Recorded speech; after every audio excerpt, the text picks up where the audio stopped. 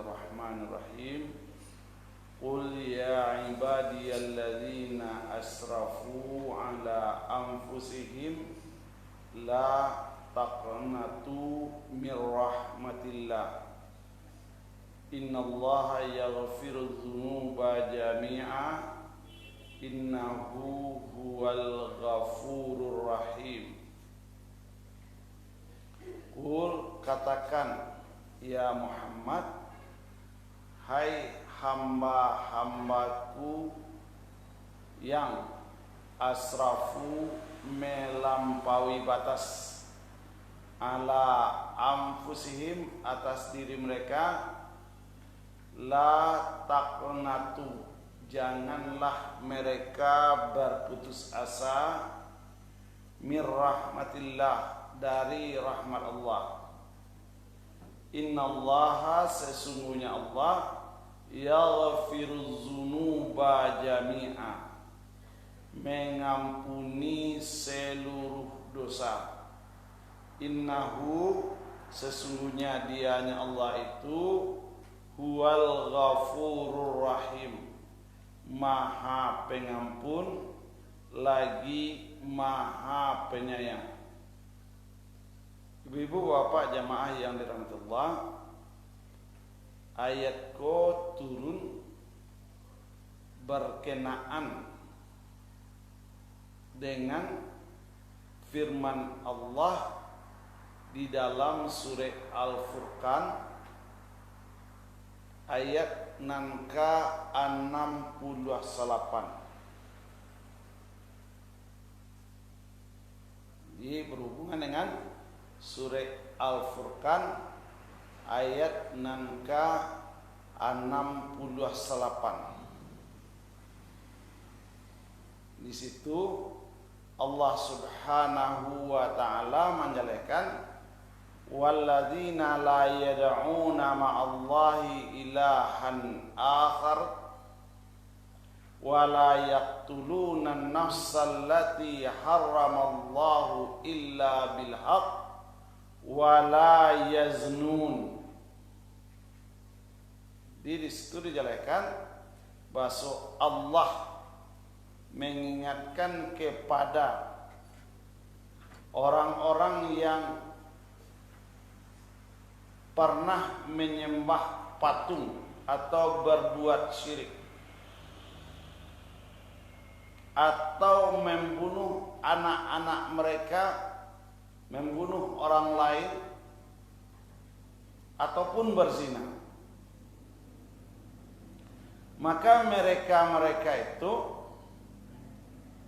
melapor kepada Nabi sallallahu alaihi wasallam, bagaimana ini kami dahulu yaitu telah menyembah patung, kami dahulu membunuh anak-anak kami dahulu berbuat zina, maka mereka itu datang kepada Nabi Muhammad SAW, maka mohon, apa yang dimaksud dengan ayat itu? Maka Allah menurunkan ayat, yaitu qul, katakan ya ibadiyalladzina asrafu, hai hamba-hambaku yang melampaui batas ala anfusihim, atas diri mereka, la taqnatu, pernah berbuat syirik jangan berputus asa, pernah membunuh jangan berputus asa, pernah berzina jangan berputus asa. Kenapa? Innallaha yaghfiru dzunuba jami'a, Allah mengampuni seluruh dosa. Dalam ayat ini ibu bapak jemaah yang dirahmati Allah, dapat kita ambil satu kesimpulan utama, apa? Yaitu syaratnya dosa besar itu diampuni Allah kalau memang pelakunya tobat. Karena di ayat 70 surat Al-Furqan menjelaskan illa man taba wa amana wa amila salihah.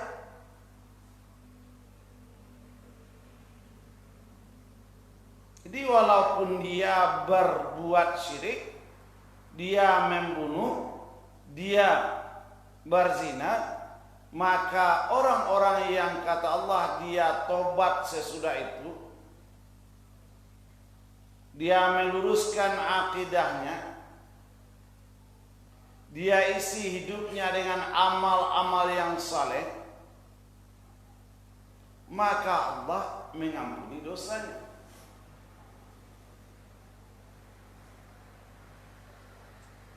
Di dalam kehidupan sehari-hari yang sangat kita butuhkan dari Allah itu adalah pengampunan dosa.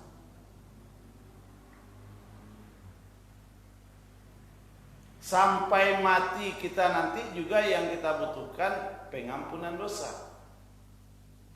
Setelah mati nanti kita yang butuhkan pengampunan dosa. Doa kita kepada orang mati juga ampunan dosa. Jadi periode proses kehidupan itu kata Allah Subhanahu wa taala apa? Yaitu pelaku-pelaku dosa. Dalam ayat ini kita nanti akan buka apa bentuk-bentuk dosa yang pernah dilakukan oleh manusia di muka bumi ini. Selalu saja Allah menghimbau, Allah mengajak kepada pelaku dosa itu untuk bertobat. Untuk bertobat. Dan kita tidak boleh berputus asa. Dosa saya terlalu banyak, maka Allah tidak akan mengampuni dosa saya. Maka tangguang, saya akan melanjutkan dosa. Ini tidak boleh. Kan banyak orang yang menganggap, oh dosa saya, masa lalu saya terlalu gelap, saya sudah begini, saya sudah begitu, maka oleh sebab itu ya mungkin Allah tidak akan mengampuni dosa saya, maka saya akan lanjut saja. Ini tidak boleh. Karena di ayat yang ke-70 ayat surah Al-Furqan Allah menyatakan yaitu illa man taba wa amana wa amila salihah, maka ada 3 syarat utama yang dibutuhkan oleh kita yang pernah berdosa. Apa yang pertama? Kembalilah kepada jalan yang benar. Pelajarilah syariat Islam itu. Hiduplah kembali bersama orang-orang yang saleh. Masuklah ke dalam kelompok majlis-majlis ilmu.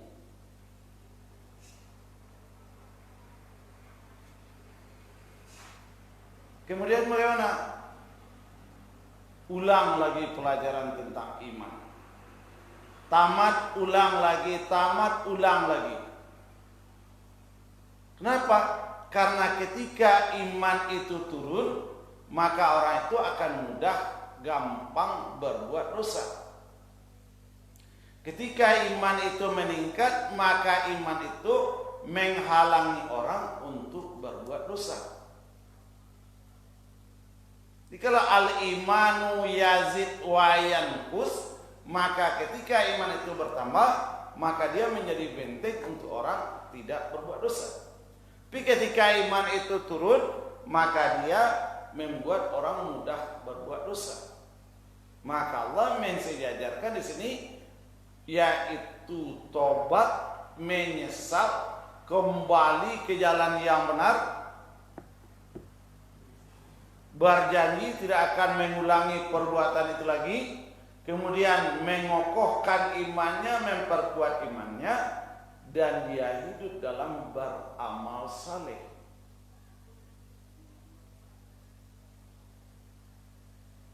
Dia menutup seluruh masa gelapnya itu dengan amal-amal yang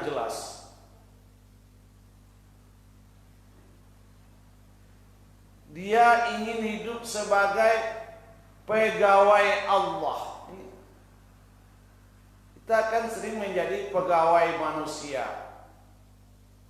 berbuat untuk orang, datang pagi pulang sore, terlambat, takut terlambat kepada induk semua manusia.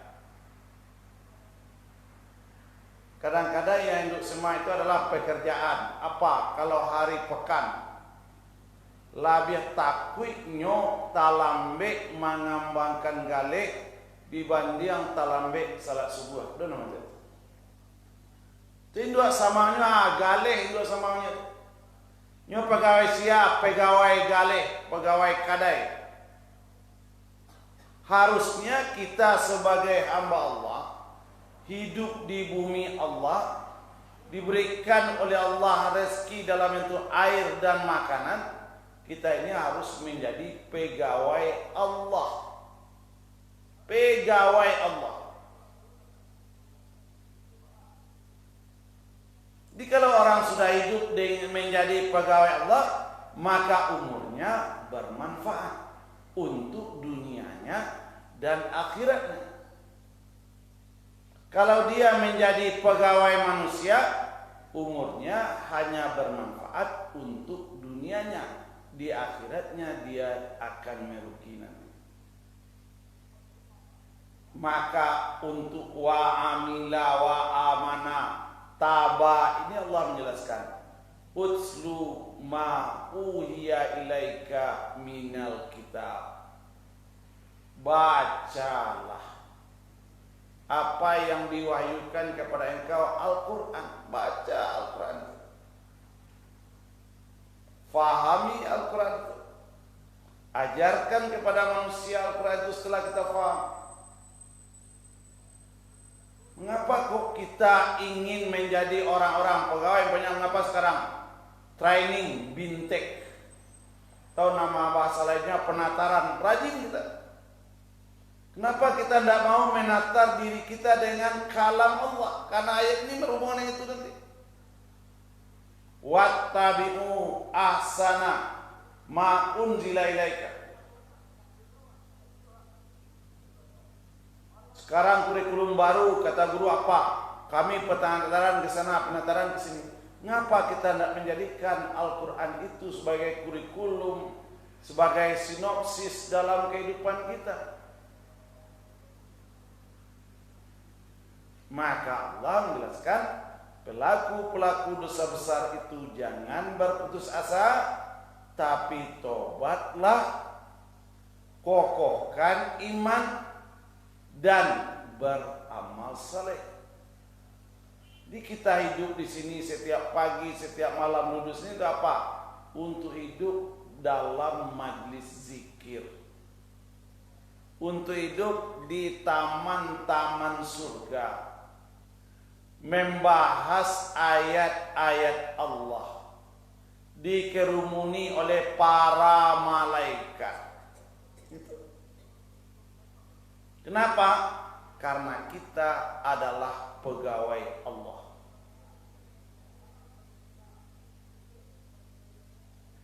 Untuk itu ibu bapak jamaah yang dirahmati Allah, dalam hadis yang diriwayatkan oleh Imam Ahmad,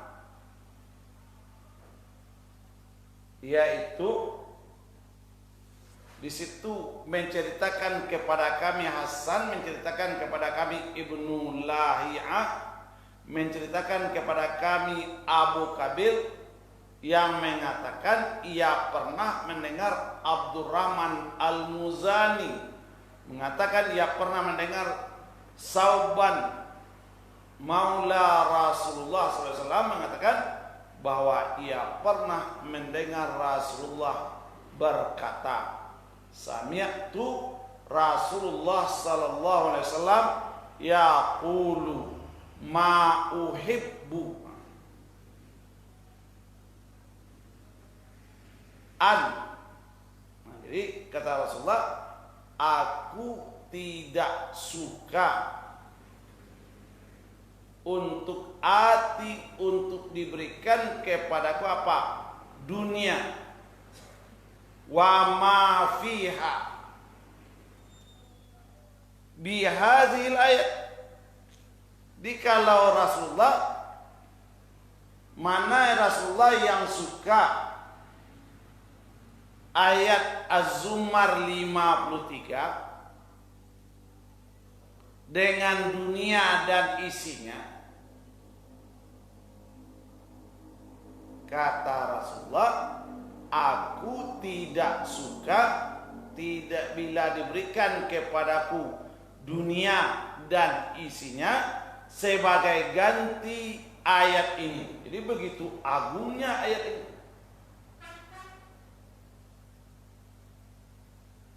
Apa yang kita lihat di sini? Bahwa ampunan dosa, bahwa tobat itu, jikalau diterima oleh Allah, atau dosa kita kalau diampuni oleh Allah, itu nilainya lebih berharga dibanding dunia dan isinya. Bagi siapa? Bagi orang yang berilmu. Bagi yang tidak berilmu bagaimana? Baginya dunia yang sedikit dia dapatkan kadang-kadang lebih berharga baginya dibanding untuk memperbanyak istighfar.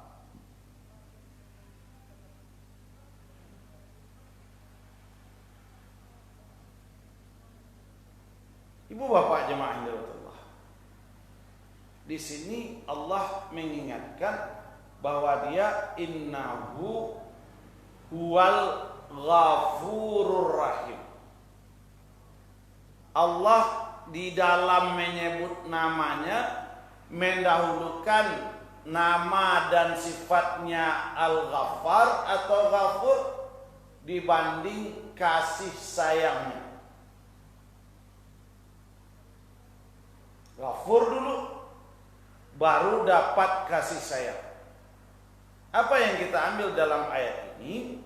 Bahwa kebutuhan mutlak kita kepada Allah Subhanahu wa ta'ala itu adalah ampunan Allah. Ketika kita ajak orang-orang untuk membaca doa iftitah secara lengkap, yaitu apa yang ibu baca, bapak baca di doa iftitah, kami membaca wajjahtu sampai apa?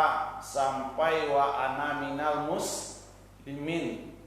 Itu dahulu yang diajarkan kepada kami. Baru ustadz-ustadz sekarang mengajarkan sampai wa atubu ilaika. Kan begitu? Kalau sampai wa atubu ilaika, bagaimana dia ibu dan bapak? Jawab mereka, panjang bana.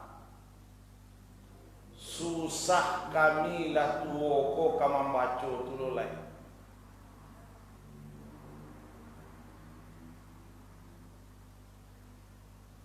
Kalau itu yang menjadi alasan, dahulu tidak pernah diajarkan oleh guru MDA mereka, guru SD mereka, tentang bacaan doa iftitah yang benar itu atau yang panjang itu, sekarang keberatan mereka untuk membaca sebaiknya. Andai kata kita tanya, yang ibu butuhkan apa dalam berdoa itu? Ini harus kita kembalikan. Siapa saja dia, kebutuhannya kepada Allah yang paling mutlak adalah ampunan dosa. Itu maka sesudah dibaca wa ana minal muslimin, baru dijelaskan Allahumma antal malik, kan gitu. La ilaha illa anta zalamtu nafsi.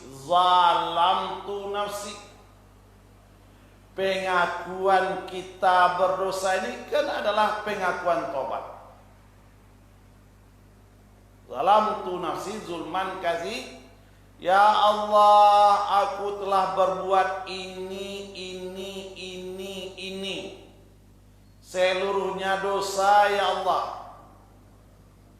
Faghfir li dzunubi jami'an. Ampunilah dosaku seluruhnya. Jelas. La yaghfiru dzunuba illa anta, la adona kama pian dosodo selain engkau. Kan mutlak itu namanya. Hanya Allah saja yang akan mengampuni dosa. Selain Allah tidak ada.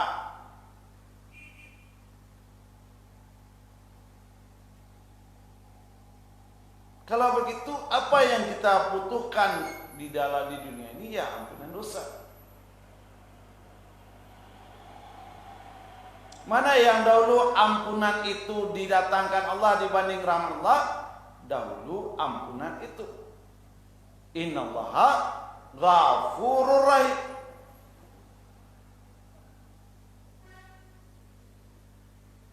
Wahdini li ahsani akhlaqi.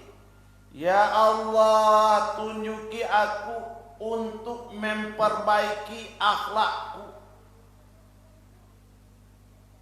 Timbul lagi pertanyaan, apa itu akhlak yang kita minta kepada Allah? Kok harus Allah yang bisa memberi petunjukin akhlak itu? Akhlak itu adalah berasal dari kata khalaqa. Karena Allah yang menciptakan kita, maka Allah pula yang bisa memberi petunjuk kepada kita. Maka terpakai di sini wahdini li ahsani akhlaki. Kapan akhlak itu betul kita? Ketika kita hidup. Siapa akhlak yang paling baik di bumi ini? Nabi Muhammad sallallahu alaihi wasallam. Siapa yang mengatakan Nabi Muhammad itu berakhlak paling baik? Allah Subhanahu wa taala di dalam surat Al-Qalam, wa innaka la'ala khuluqin azim. Ya Allah, kata Nabi Allah, sesungguhnya engkau hai Muhammad benar-benar berakhlak yang agung. Apa akhlak Nabi itu?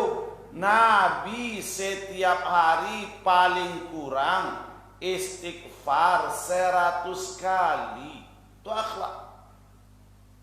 Walaupun beliau tidak berdosa, walaupun beliau sudah dijamin masuk surga. Kemudian apa akhlak yang kita minta kepada Allah itu? Yaitu at-tabi'ah, tabiat. Yang apa? Ketaatan kepada Allah. Kita minta apa? Orang berakhlak itu orang yang tabiatnya taat. Orang yang biasa hidup dalam taat. Ini orang berakhlak namanya. Kenapa? Dia sadar dia adalah ciptaan Allah, dia dalam pandangan Allah, maka dia ingin bertabiat taat kepada Allah. Jadi kalau ada orang mengatakan anak-anak sekarang kurang berakhlak, berarti gurunya kurang taat, pendidiknya kurang taat, anaknya juga tidak taat. Kenapa? Karena kita menyekolahkan anak kepada sekolah yang baik, bukan kepada gurunya yang taat. Itu. Bama ku anak sekolah kesinan, sekolahnya rancak. Kan sekolahnya rancak. Gurunya belum tahu taat. Kan lucu tuh. Minta di dalam salat wahdini li ahsani akhlaki. Ya Allah, beri aku petunjuk untuk akhlak yang baik. Sementara kita tidak hidup bersama orang yang taat. Lucu. Padahal yang memperbaiki, yang akan mempengaruhi kita adalah lingkungan. Lingkungan kita tidak taat, teman bergaul tidak taat, tidak saleh. Bagaimana kita akan menjadi berakhlak yang baik? Yo sejak pengajian kau ini ndak bagawa bana jual lain. Yo aku salahnya. Nanda mulia kan sair yang sajalan jorang nanda taat. Kalau membali silakan, menyapu silakan.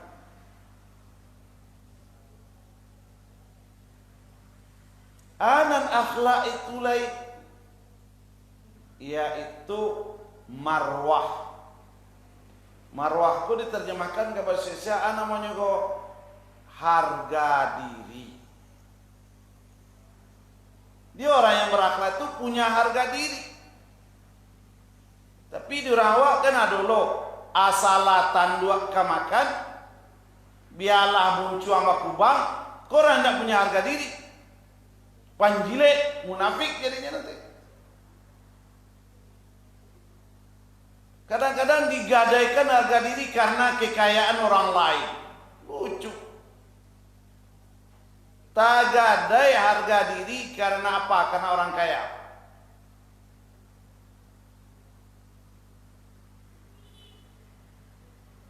Bamang kau lunak-lunak sopan-sopan. Yo ano itu apa? Ba ano tu. Dek kayo. Ini dah berakhlak. Awak kau mulia mengecek lunak-lunak membana-bana ke Allah. Kenapa? Karena yang kaya itu Allah. Pemilik kita itu Allah. Kau indah menunduk-nunduk, mangguk-angguk kurang kayo. Kayo. Kalau mengecek orang kayo lunak gigi pada lidah. Iku orang tak punya marwah. Anu kurang akhlaknya, anu kurang.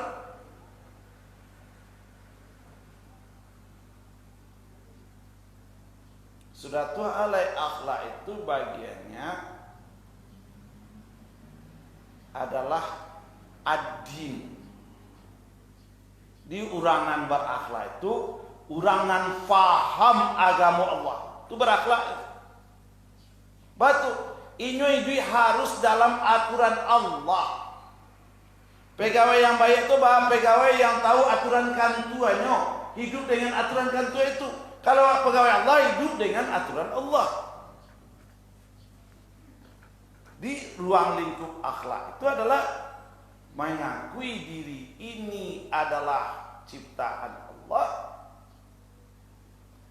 dan mengakui diri ini adalah orang yang punya harga di hadapan Allah. Yang ketiga apa? Dia bertabiat untuk menjadi hamba yang taat. Yang keempat yaitu dia memahami dan mengamalkan aturan pencipta itu. Ad-din dibawa ke baraja-baraja untuk mempelai akhlak. Sudah tu alai sudah tu dijelaskan albir. Albir itu berbuat baik. Kenapa? Karena watawaffana ma'al abrar. Kita ingin dimatikan Allah bersama orang-orang yang berbuat baik.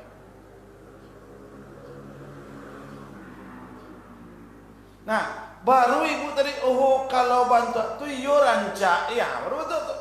Lah tahu isinya, lah tahu kebutuhan, baru rancak. Bicara kuat saja ketika disebut doa iftitah yang bagus itu begini dan ini yang diajarkan Rasulullah panjang bana. Sejak saya suap kami tidak dia tahu. Ini apa yang membuat wawasan kita seperti itu?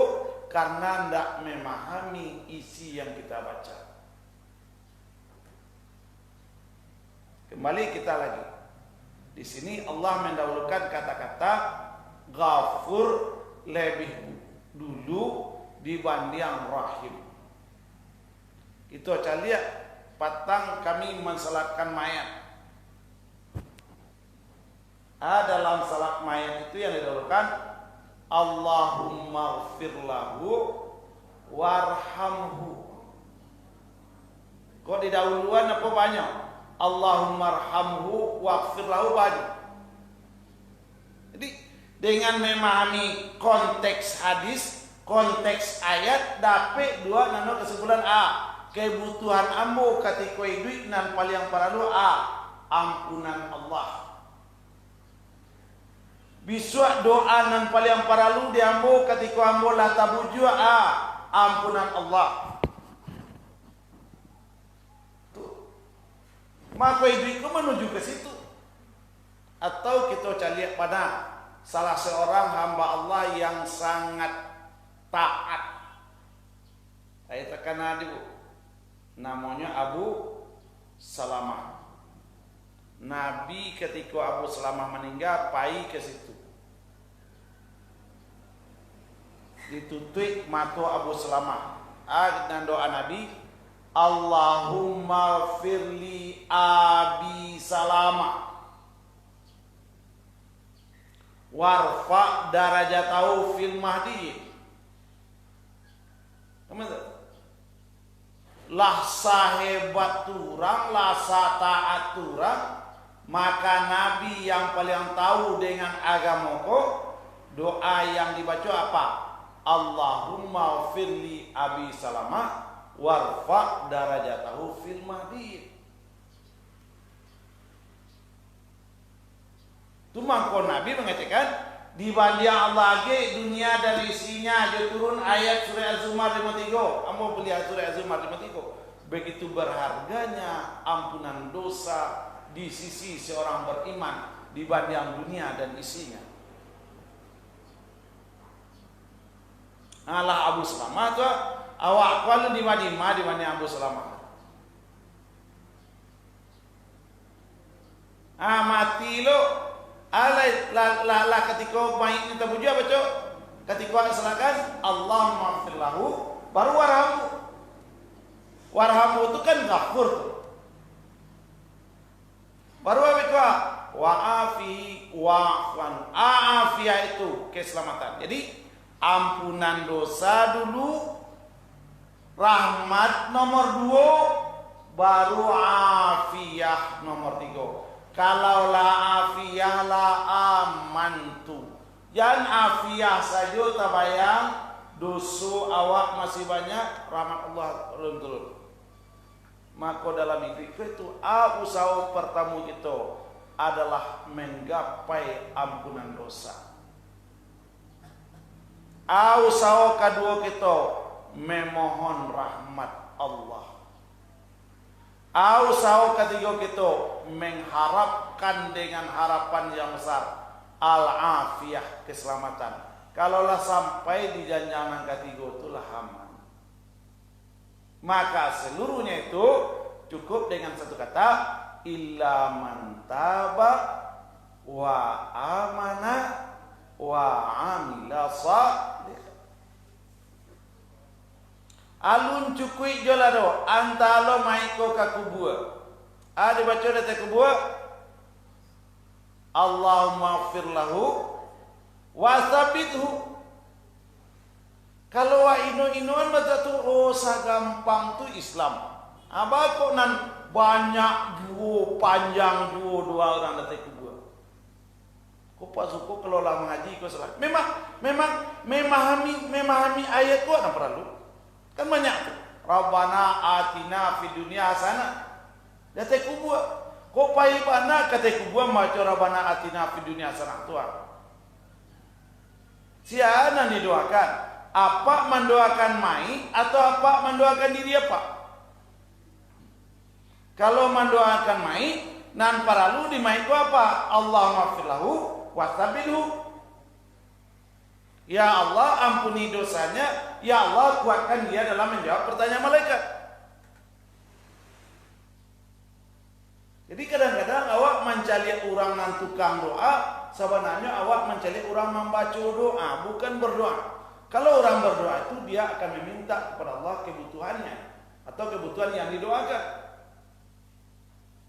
Maka kepada ibu-ibu nala bapak nala meninggal apaknya ibunya ataupun keluarganya, banyak membaca doa mayat itu. Allahumma ighfir lahu warhamhu wa'afihi wa'fu anhu wa akrim nuzulahu wa wasi'mat khalahu sampai selesai. Iko paralu, iko nan dibutuhkan orang tua kita, dunsana kita, keluarga kita, orang-orang beriman. Nalah mati iko cie di nyonong paralunya. Iko pakirim yang diharapkan, iko yang mengangkat derajatnya di dalam kubur.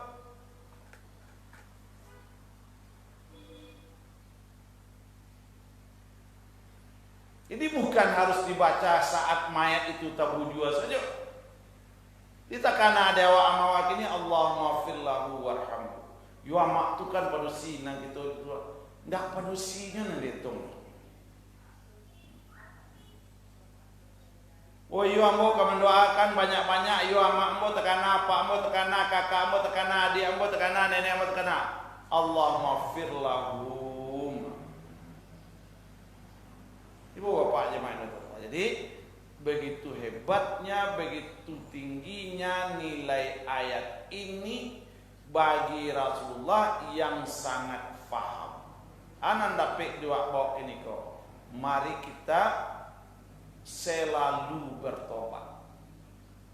Mari kita memperbanyak istighfar. Kenapa? Karena ajal itu makin lama makin dekat.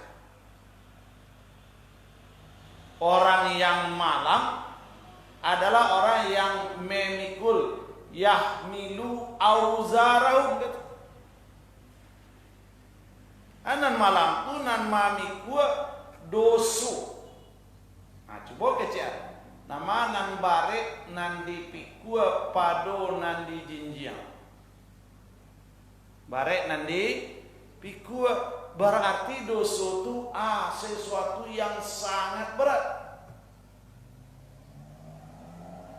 Maka orang yang malang adalah orang yang datang atau orang yang mati dalam kondisi banyak dosa.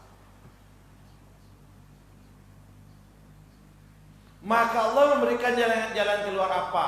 Yaitu tobatlah, istighfarlah. Maka dengan tobat, dengan istighfar, dosa-dosa itu dicabut. Ditarik. Sehingga kita menjadi ringan. Andai kata nanti dosa itu dicabut Allah, apa? Beban jiwa itu terasa ringan. Hati itu mulai tenang.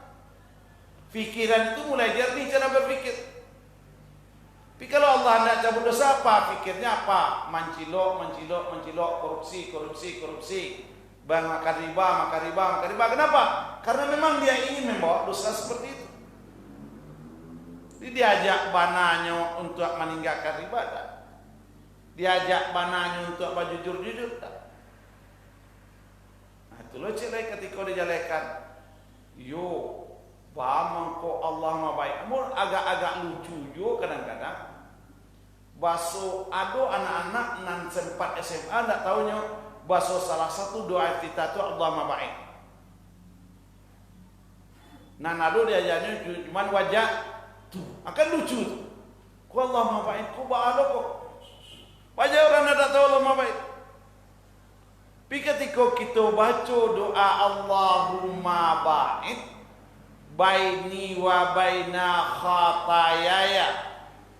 Jadi ada intinya tuh, ya Allah jauhkan antara aku dengan dosaku. Khataya berasal dari kata khati'ah, berasal dari kata khit'un. Dua pertanyaan. Di dalam Al-Quran kata-kata khati'ah itu punya dua implikasi. Dua konteks umum. Dibagi, kalau tadi kan membaca doa iftitahan amma panjang tuh. Akhirnya itu nan membaca Allah ma'baid. Anan inti wa membaca Allah ma'baid tetap saja ampunan dosa. Beliau berarti ambo salat ko mengurangi dosa. Kalau ambo ndak salat ambo ndak butuh ampunan dosa. Kalau ambo ndak ingin salat ambo ingin manjujuang dosa itu sabarek-barek no.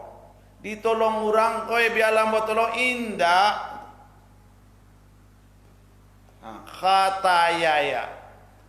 Dalam kitab Mufradat fi Gharibil Quran yang ditulis oleh Raghib Al-Asfahani, khatayaya itu yang pertama adalah orang yang mengetahui larangan Allah tapi dia masih mengerjakan larangan Allah, khataya namanya.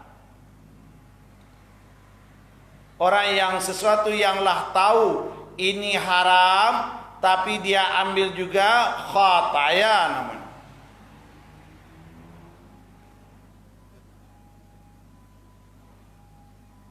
Contohnya, nah contoh khataya itu dalam surah Al-Isra, yaitu la taqtulu auladakum khasyata imlaq, nahnu narzukukum wa nahnu narzukuhum wa iyyakum. Urangan aborsi, urangan anak nyonya bunuh ade takui ndak kata dia makan, itu dosa besar.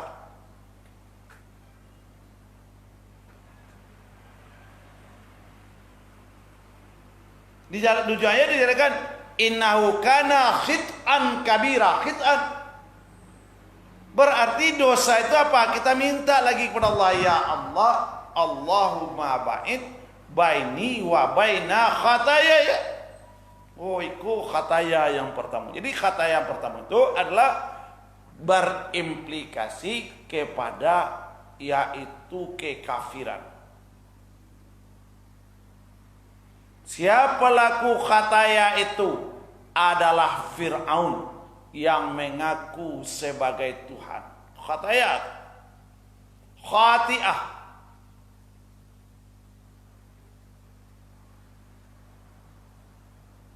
Jadi kalau membaca Allahumma ba'id baini wa baina khataya kama ba'ata bainal masyriq, tetap saja implikasinya manga awak mohon kepada Allah agar dijauhkan dari perbuatan dosa itu. Wanakini min khataya, akan kedua, tolong amboko barasihat dari dosa. Berarti kan minta ampunan dosa boleh. Yang kedua yaitu baniat nan elok tajadi nan buruang. Contohnya urang menembak buruang, dia teh batang kayu itu lai urang, tak tembak urang, maka itu adalah yaitu maka nali mukminin ayyuk tala mukminan illa khata'an atau khata'an, kecuali karena kesalahan yang tidak disengaja, atau awak membawa oto elo malinte orang itu mati, itu namanya membunuh tanpa sengaja, berbeda dengan membunuh dengan sengaja tadi. Di khataya, jadi ketika membaca doa khataya seperti itu. Khataya yang ketiga yaitu baniat elok nanta jadi buruan. Babeda antara niat jo perbuatan. Ujungnya balik wa aghsilni min khataya bil ma'i wassalji wal bar. Lihat itu kekajian awal apa? Ketika kita salat dimulai dengan doa iftitah, apakah kita membaca doa iftitah itu wajah tu sampai selesai, Allahumma ba'id sampai selesai, muaranya tetap satu apa? Memohon ampunan dosa dari Allah. Maka ketika itu dijalankan karena dia bermohon, maka dia harus bermohon itu dengan merendahkan diri, dengan bayobana, dengan fokus merendahkan diri, bayobana fokus ko nyo Allah namanya khusyuk. Maka orang nam bayobana khusyuk dan merendahkan diri itulah nan akan mendapatkan hasil dari salatnya itu sendiri. Dosanya diampuni, akhlaknya menjadi baik. Ibu bapak gimana? Jadi begitu salah satu pentingnya kalau kita memahami yaitu surah Az-Zumar 53. Maka ketika Rasul mengatakan itu, lalu ada seorang laki-laki bertanya kepada Rasulullah, ya Rasulullah, kalau engkau menganggap ayat ini yaitu Az-Zumar 53 lebih berharga dari dunia dan isinya, dan engkau tidak mau diganti dengan dunia dan isinya, maka wahai Rasulullah, lalu bagaimana dengan orang-orang musyrik? Rasul diam, lalu bersabda, ingatlah dan juga terhadap orang musyrik. Salasan, 3 kali. Jadi walaupun dia orang musyrik, asal dia tobat, Allah ampuni. Nanda diampuni itu nanda tobat. Dalam surah An-Nisa sampai 8. Ini nan amuah tobat, nan amuah menyadari kesalahan, menyesalinya itu. Dalam hadis yang lain dijelaskan oleh Imam Ahmad, yaitu, wahai Rasulullah, sesungguhnya aku pernah melakukan banyak perbuatan khianat, banyak durhaka. Apakah diriku ini akan diampuni? Nabi balik bertanya, kecek Nabi, bukankah engkau telah bersaksi bahwa tiada ilah yang berhak disembah selain Allah? Lelaki itu menjawab, bala ya Rasulullah, dan aku bersaksi pula bahwa engkau adalah utusan Allah.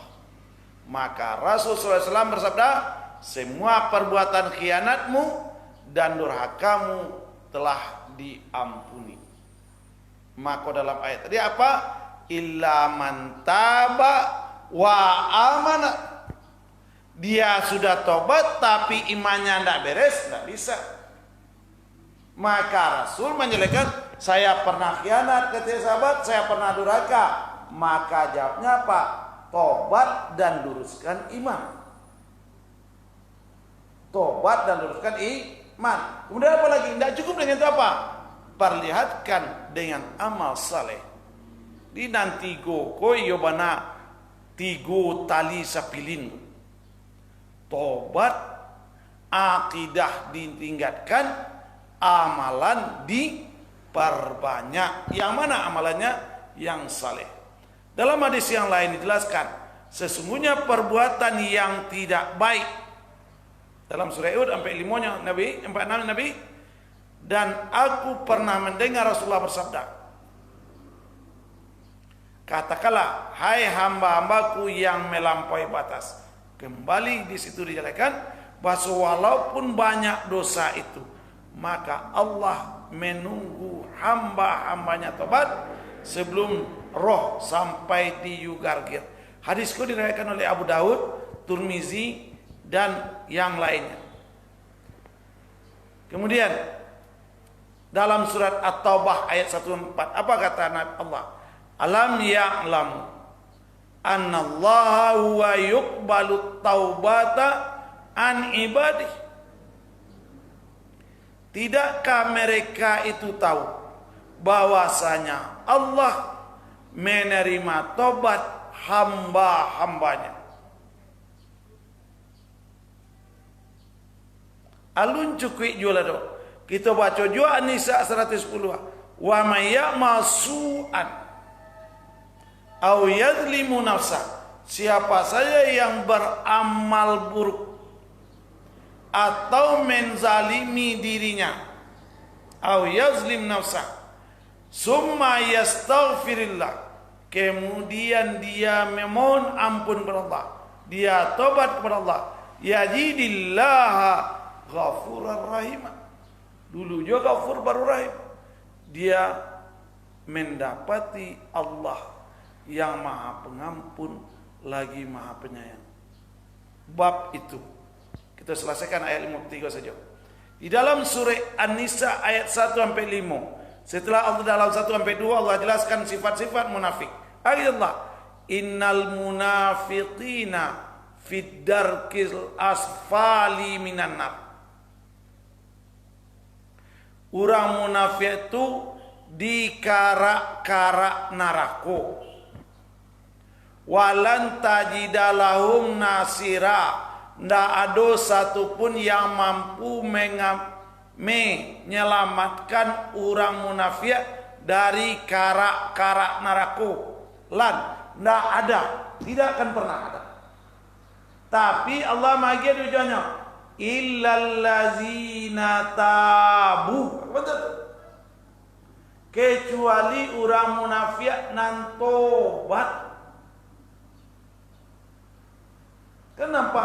Iko dosa Syria, iko dosa membunuh, iko dosa berzina, iko dosa munafik, nampol yang ada. Tetap ujung ayat adalah tobat. Oh, alun tibo dia bola do dicari lo lagi. Laqad kafara alladzina qalu innallaha salis. Sungguh kafir orang yang mengatakan Allah itu tiga. Allah itu satu di antara tiga. Salisus salasa, satu di antara tiga. Wa ma min ilahin illa ilahu wahid. Bahwa sebenarnya tidak ada salah satu dari yang tiga tadi. Sekali-kali, padahal sekali-kali tidak ada Tuhan yang berada selain Allah. Jadi kalau ada orang mengecekkan yaitu Tuhan itu tiga, satu di antaranya Allah, maka Allah mengatakan wa ma min ilahin illa ilahu wahid wa illam yantahu. Dan jika mereka tidak berhenti mengatakan Allah itu adalah satu dari tiga Tuhan, amma yaqulun la yamassannal ladzina kafaru minhum adzaban alim. Benar-benar mereka yang mengatakan Allah itu satu dari tiga Tuhan akan diazab dengan azab neraka. Al-Maidah 73. Hanya Allah dalam Al-Maidah 74. Afala yatubuna ilallah. Dahulu kamu berfaham demikian, maka apakah mereka itu tidak akan tobat kepada Allah? Wa yastaghfirunahu. Allah akan mengampuni dosanya, mengatakan Allah itu satu dari tiga Tuhan. Wallahu ghafurur rahim. Jaleh mana? Yo dulu faham ambo bantu aku, kini ambo lah mendengar Al-Quran. Tobat ambo diampuni Allah. Tobat itu diampuni Allah. Allah. Kini kau dalam surah Al-Buruj. Al-Buruj kau jaleh kalau kita beraja surah Al-Buruj nanti banyak kisahnya. Ada raja terjadi di Yaman, terjadi di Irak, terjadi di Persia. Jadi tiga kisah di mana orang-orang Islam, bukan orang Islam umat Nabi Muhammad, orang Islam umat-umat sabalut umat Nabi Muhammad, orang yang berakidah bertauhid dan ikut dengan nabi-nabi yang benar atau ikut mengikuti syariat Nabi yang benar, ketika itu dikali parik oleh raja tadi. Di dalam parik tadi diduitkan api gadang. Siananda Amwah meninggalkan atau murtad dari agama Islam, dimasukkan oleh raja itu ke dalam parik. Sehingga matilah orang-orang Islam tabaka di dalam parik. Siapa yang membuat dosa besar itu? Raja. Namun sudah seperti itu dosanya, maka Allah masih menunggu untuk tobat. Tidak kan?